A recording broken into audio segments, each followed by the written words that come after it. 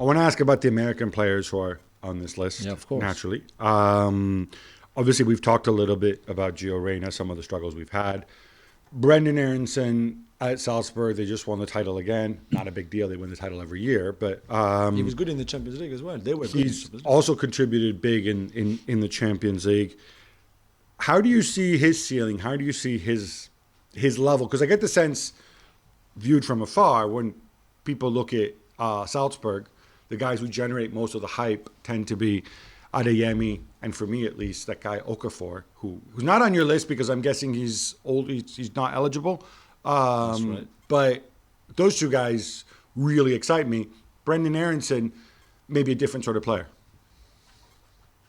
Yeah, I think in designing this list, there's also, I think, element of uniqueness, that I take into account, and I think he's quite, an unusual type of players. You have all these kind of very, very good, neat academy players that keep popping up everywhere, that are good on the ball and have very good understanding of the game and like the ball to foot and kind of a little bit predictable, all the creative players. I think Aronson kind of brings something very, very different to the table. A little bit of a throwback kind of player, like a number, although he does play like a number 10, he's more like a number 8, proper box to box.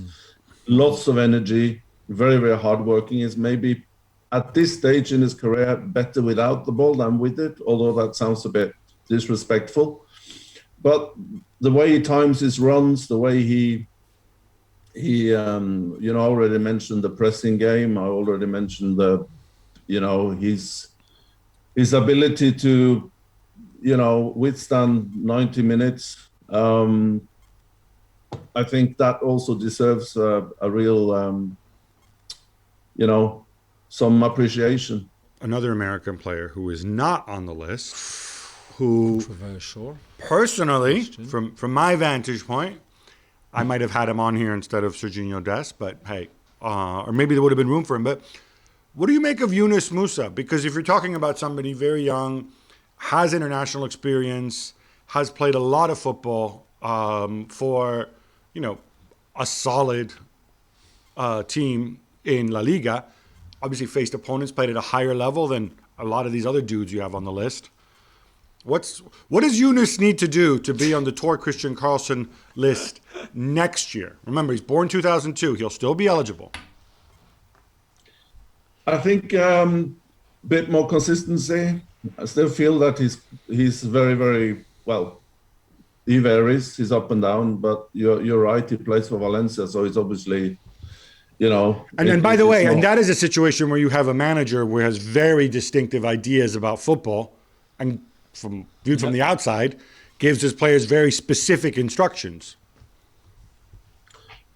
Yeah, although, you can still, I think, perform to a certain minimum, consistently at a certain base minimum level, but I feel he still varies a lot in his performances and drifts a little bit in and out in games.